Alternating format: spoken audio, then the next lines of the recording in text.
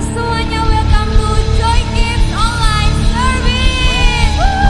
Kita mau berdiri bersama-sama, kita mau bernyanyi buat Tuhan. Yes. Come on now, let's open up the room. Come on now and take a good look and see God.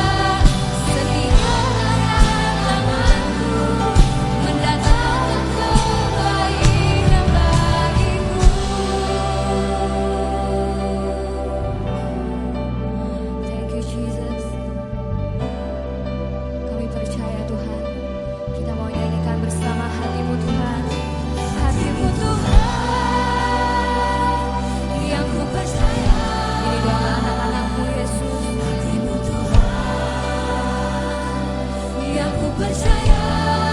Sebab hatimu Yesus, oh yes God, yang ku percaya. Hatimu Tuhan, yang ku percaya. Bapakku, hatimu dapat ku percaya. Setiap musim hidupku berkuasa terbukti. Bapakku, hatimu dapat ku percaya. Setiap karya tanganmu Yesus, tanganmu mendatangkan baik. Sekali lagi katakan bersama. Bapakku, hatimu dapat ku percaya. Setiap musim hidupku berkuasa terbukti. Bapakku, hatimu dapat ku percaya. Setiap karya tanganmu, setiap musim hidup kami, setiap musim hidupku, setiap karya tanganmu mendatangkan kebaikan bagiku. Tepuk tangan yang paling dahsyat untuk Yesus kita. Terima kasih Tuhan, kami siap diberkati oleh-Mu lebih lagi. Mari yang siap semuanya berkata, amin.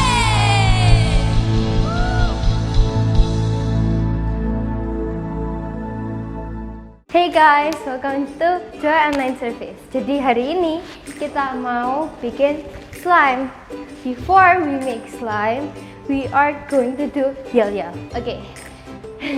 Joy, yes, I'm awesome. Okay, so sebelum kita mulai to make our slime, we need to have this cup or anything, kayak a place to put your slime obviously. Terus yang kedua, you need glue. And then after glue, you need slime activator. And then you can put food coloring atau glitter, anything. And of course, you need spoon or anything or stick or anything to mix it. Yes. Okay. So let's start. Jadi pertama masukin glue Yeah. secukupnya aja, tapi kayak mau banyak gitu jadi nggak apa-apa.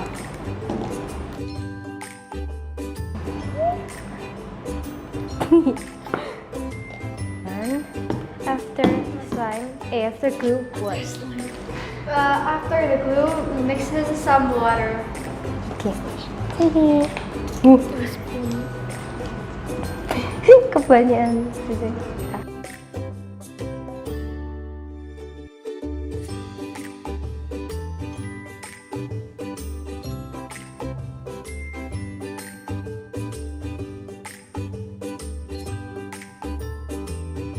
The next one, you can put anything you want. I wanna put the food coloring, and you guys can also put some glitters.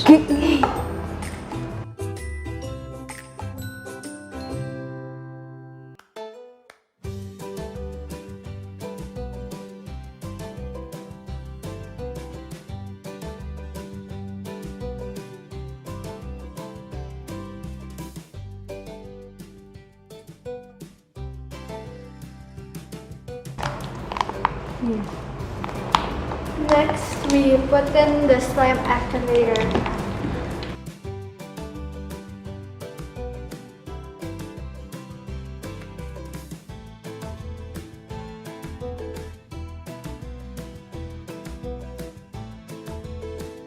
And then you mix the slime and the activator.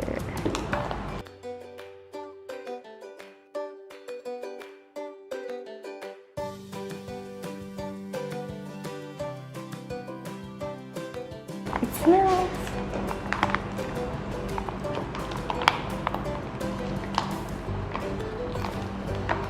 Yay.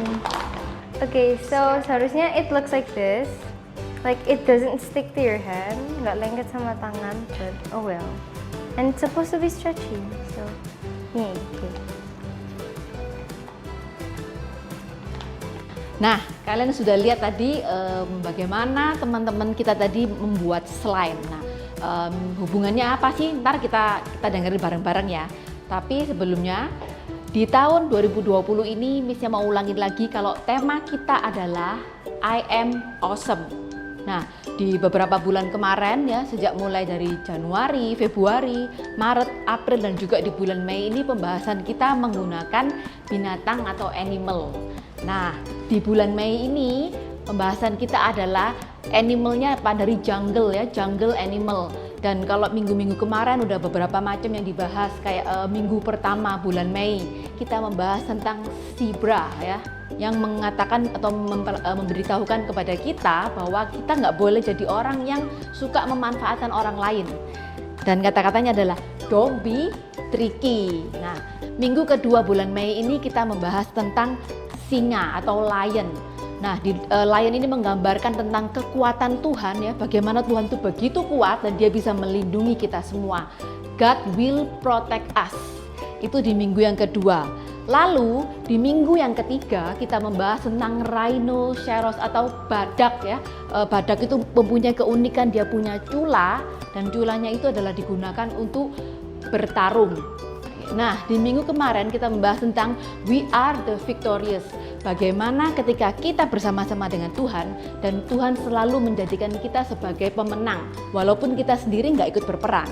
Nah, di minggu ini kita membahas tentang tiger nih. Miss bawa ini ya, tiger ini kelihatannya jinak ya tadi ya, kalau karena ini adalah boneka. Dan tiger ini punya sebuah keunikan ya, macan ini punya keunikan yang nggak mungkin bisa dihilangkan, yaitu stripe-nya ini ya, garis-garisnya. Ini yang menandakan bahwa dia adalah seekor macan. Kalau dia nggak punya garis, dia hanyalah seekor kucing gitu ya.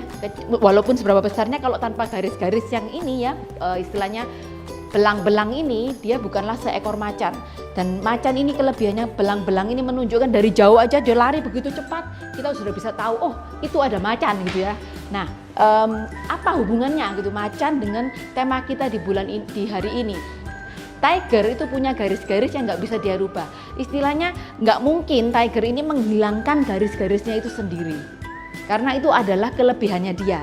Nah, begitu juga dengan kehidupan kita. Kalau kita merubah diri kita sendiri, kita akan mengalami kesulitan. Nah, kita balik ke slime ya. Ini slime. Apa hubungannya slime ini dengan cerita kita di minggu ini? Slime ini kalau kita taruh di wadah ya, dia seperti benda padat. Istilahnya dia nggak, dia kelihatan seperti benda padat ini ya. Dia sangat kaku, tapi ketika kita pegang, ya, kita bentuk-bentuk, dia bisa berubah. Bahkan kalau slime-nya yang lebih lembut lagi, dia akan bisa mengikuti bentukan-bentukan yang ada di sekitarnya dia. Dia bisa mengikuti wadahnya. Dia bisa berubah sesuai dengan wujud wadahnya. Itu adalah slime. Jadi slime ini kalau kita bentuk, dia bisa berubah mengikuti wadahnya dan mengikuti bentuk tangan kita. Nah, sama seperti kita semua, kalau kita bertemu dengan Tuhan Yesus bisa merubah kehidupan kita. Kita kembali ke cerita kita ya, di bulan-bulan ini kita membahas tentang Yakub. Kalau minggu lalu kita mendengar bahwa Yakub dia sudah keluar dari rumah pamannya ya, dia berhasil istilahnya itu kembali ke tanah Kanaan, dan di dalam perjalanan menuju ke tanah Kanaan dari Haran itu adalah cukup jauh. Dia berjalan dengan seluruh keluarganya dan dia melewati sebuah sungai, yaitu Sungai Yabok. Nah, ketika mau menyeberangi Sungai Yabok ini, Yakub membawa seluruh keluarganya dan semua harta bendanya. Dia menyeberangkan mereka dulu. Jadi dia seberangkan ya, mungkin mulai dari istrinya, anak-anaknya, lalu dia seberangkan mulai dari semuanya, pembantunya, ternak-ternaknya, dia seberangkan semua menyeberangi Sungai Yabok. Dan setelah itu dia menyuruh mereka untuk tinggal di seberang. Dia kembali lagi, dia kembali menyeberangi Sungai Yabok.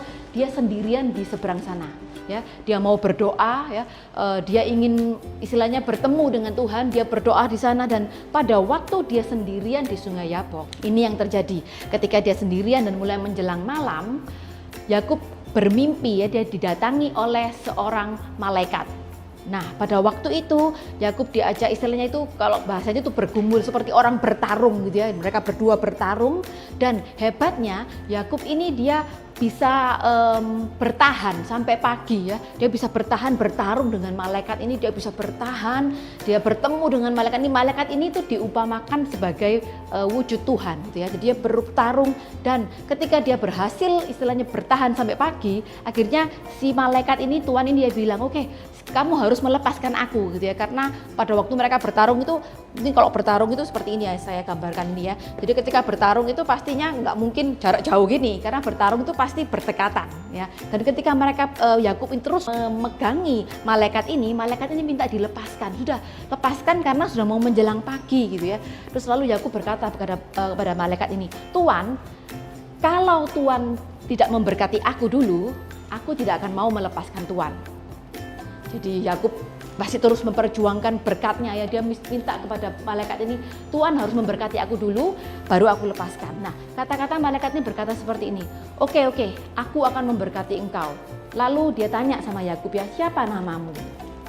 Yakub berkata, "Namaku adalah Yakub." Lalu malaikat itu berkata seperti ini, "Namamu bukanlah lagi Yakub, karena engkau sudah bergumul melawan Allah dan engkau menang. Jadi sekarang namamu adalah Israel." Nah, di momen itu Yakub mengalami perubahan dari Yakub sang penipu, dia menjadi Israel. Lalu Yakub bertanya sama malaikat itu, "Lalu Tuhan, siapakah namamu?"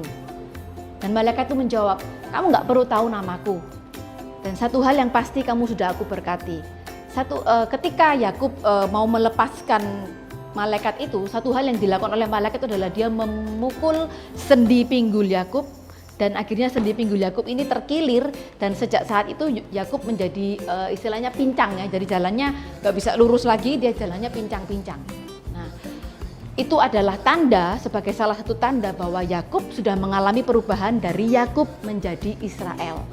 Dan di sana, di tempat itu, Yakub menamai tempat itu Peniel, karena di sana Yakub melawan bergumul dengan Allah dan dia mengalami kemenangan. Dan pada waktu matahari terbit, Yakub membangun mezbah ya, karena di zaman itu ketika orang mengungkapkan rasa syukur mereka kepada Tuhan, mereka harus membangun sebuah mezbah. Dan di tempat itu Yakub membangun sebuah mezbah dan dia mempersembahkan korban kepada Tuhan. Nah, itu adalah salah satu cerita di mana Yakub mengalami perubahan. Kalau kita masih ingat ceritanya dari awal-awal, kita tahu bahwa Yakub itu menipu ayahnya dan kakaknya. Dan bahkan namanya sendiri pun, Yakub itu adalah sang penipu. Dan ketika dia berubah dari Israel, bagaimana dia bisa berubah jadi Israel? Ketika dia bertemu dengan Tuhan. Karena itu kita sama-sama belajar hari ini, Jesus can change our life. Oke, kita ngomong sekali lagi sama-sama ya. Jesus can change our life. Nah, dari cerita dia tadi kita tahu bahwa Yakub itu bukan orang yang sempurna loh. Bener kan, Ceh? Iya, bener banget. Tapi kita tahu bahwa Tuhan itu punya rencana yang luar biasa dalam kehidupan Yakub. Ia mengubah Yakub yang tadinya seorang penipu menjadi seorang yang dipakai Tuhan lebih lagi melalui Israel. Begitu pula dengan kita, Tuhan itu punya rencana yang luar biasa buat kita dan juga kamu. Sama seperti Yakub, dipakai Tuhan luar biasa buat kemuliaan namanya. Nah, tapi kalau kita menolak Tuhan, maka hati kita itu menjadi keras dan ingin semuanya sendiri. Maka dari itu, kita dan kalian semua, kita harus mengundang Yesus ya dalam hidup kita. Makanya Jesus can change our life. Kita ngomong bareng-bareng ya. 1, 2, 3. Jesus can change our life.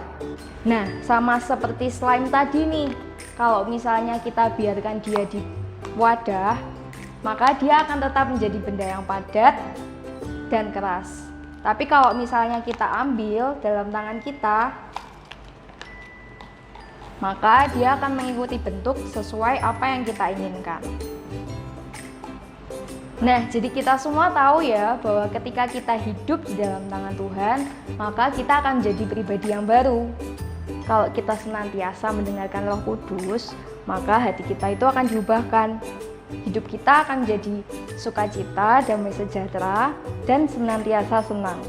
Jadi, ayat kita hari ini diambil dari Kejadian 32 ayat 22 sampai 32. Oke, today's Bible story from Genesis 32 verse 22 until 32. Ya, ayat hafalan hari ini kita baca sama-sama Yeskiel 36 ayat 26. Maka kamu kuberikan hati yang baru dan pikiran yang baru, hatimu yang sekeras batu itu akan kuganti dengan hati yang taat. Kita baca ya bersama-sama. Ezekiel 36 verse 26. And I will give you a new heart, and I will put a new spirit in you. I will take out your stony, stubborn heart, and give you a tender, responsive heart. Oke semuanya, mari sekarang kita berdoa ya. Terima kasih Tuhan untuk hari ini Engkau sudah kumpulkan kami semua di sini. Terima kasih untuk firman-Mu tadi, kalau Engkau sudah mengingatkan bahwa Tuhan bisa mengubah hidup kami. Ajarkan kami untuk selalu setia kepada Engkau. Terima kasih Tuhan, kami serahkan semuanya ke dalam tangan-Mu, hanya di dalam nama-Mu kami berdoa dan mengucap syukur. Amin. Ya, sekarang kita sudah selesai dalam ibadah ini. Sampai jumpa minggu depan teman-teman. Bye.